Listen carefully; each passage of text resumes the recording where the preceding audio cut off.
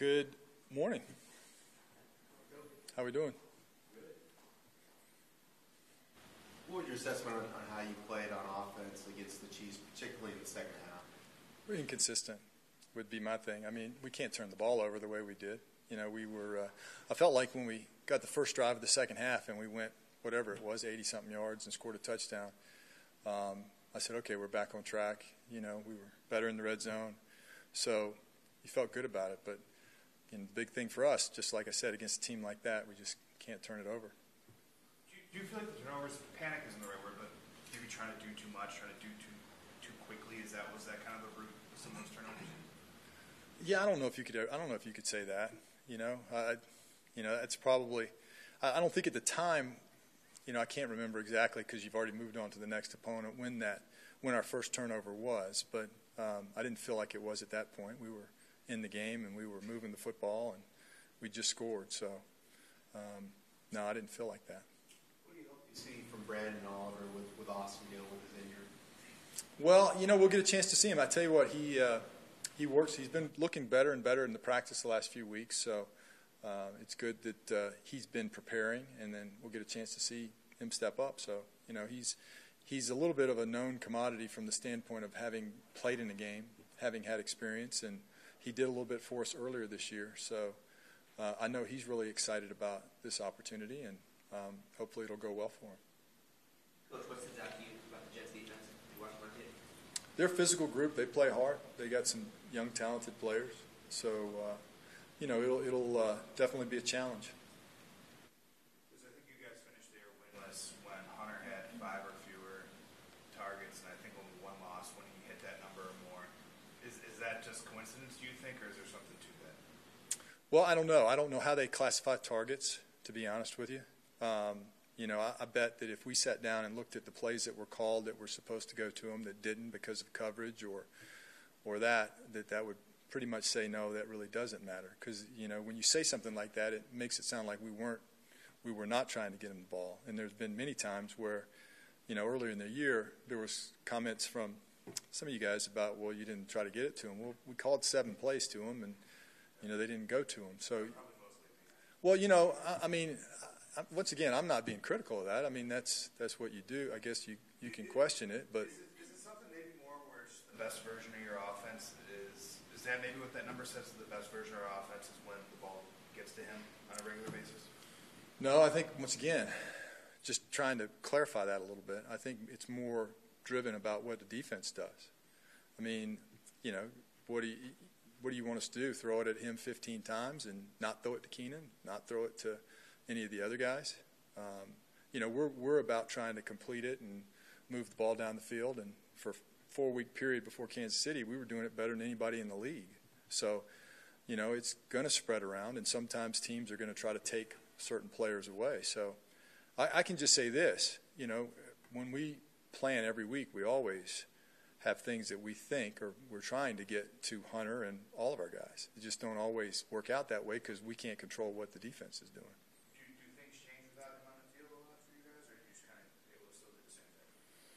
Well, I mean, when you lose a player like Hunter, you know, he's not going to be out there. But fortunately, we've had 4 guys active the last few weeks, so they've been involved with the offense. They've gotten practice reps. You know, Antonio got a touchdown again in the game last week, so his role will increase a little bit, and you know, these guys have to step up.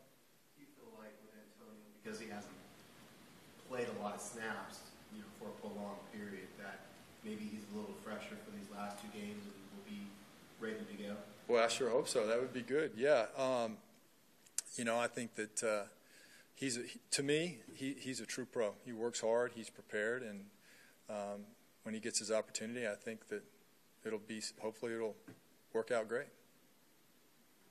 Has you been around this league long enough to have been in situations where come the final 2 weeks you don't have total control of your fate? What's it like in those situations where there's a path to the playoffs, but you need a lot of other stuff to go right? Yeah, I think in 13 it was the same way.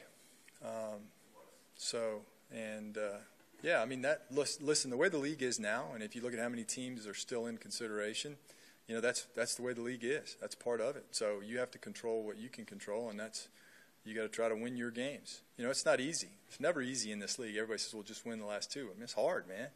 These teams you're going against they got good football players, and you know you've got to always continue to work hard. But the big thing is we got a chance, you know.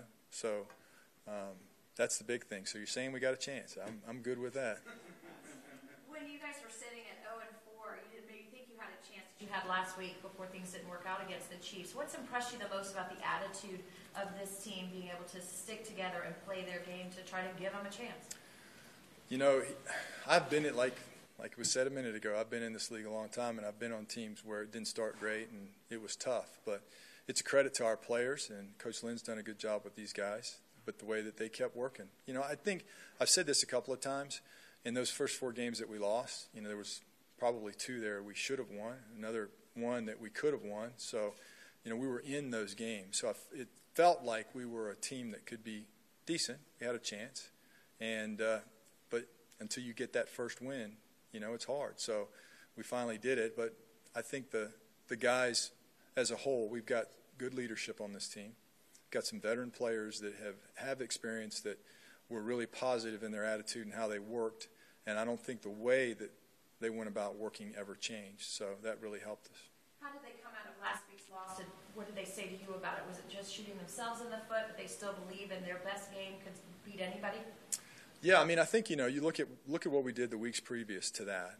We played as good as football as anybody. And, I mean, you know, that's 4 wins. That would have been our 5th. That's not easy to do in this league. And that was a good team, and we made some mistakes. So, you know, you just got to say we can't do that with the mistakes and keep going. It doesn't change the fact that, you know, from where we came from to be able to have that chance, that was a big thing for us. We were just talking about what it needs to take. It looks very possible when you look at the other guy's scenario. So taking care of business, is that just what they want to focus on within this team? You know, the outside stuff, none of that matters if we don't win this game. So, you know, it's nice to sit around and talk about this could happen, it looks like this could happen, but none of that really matters if we don't win the game. So that's where our focus has got to be. Keenan Allen was just named to his first Pro Bowl. How deserving is he of that honor?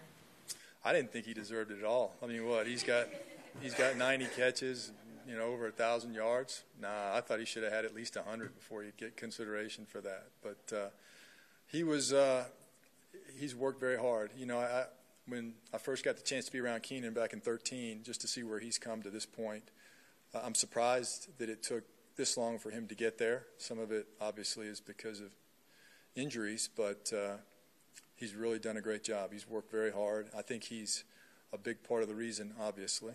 But, you know, I can't say enough about his work ethic. He's a smart player. That's one of the things that a lot of people don't realize, because of that, he's able to play a lot of different spots, and we're able to try to get matchups with him on different players, and that's been a tremendous help to us. So I'm really excited for him, because I think that everybody knows Keenan's a good football player, but, you know, it's special to get that kind of recognition, I think. Did he come into the league as a more polished route runner than a lot of rookies? Boy, there was a lot of ups and downs when he first came into the league back in 2013. It was tough. Camp was tough. You know, he wasn't happy. It wasn't a smooth transition. But when we were playing Philly in the second game and Malcolm got injured and he went in and made a big catch, from there it seemed like it turned. And he did a nice job, you know, from that point, in my experience with him. So the one thing that stood out about him early was his ability to get in and out of a break. For a guy as big as he is, because he's a tall receiver and he's 200-plus pounds, his ability to play in the slot and get in and out of a break was something that was special. And, you know, he's really done a great job over the years. Thanks, Luke. You got it.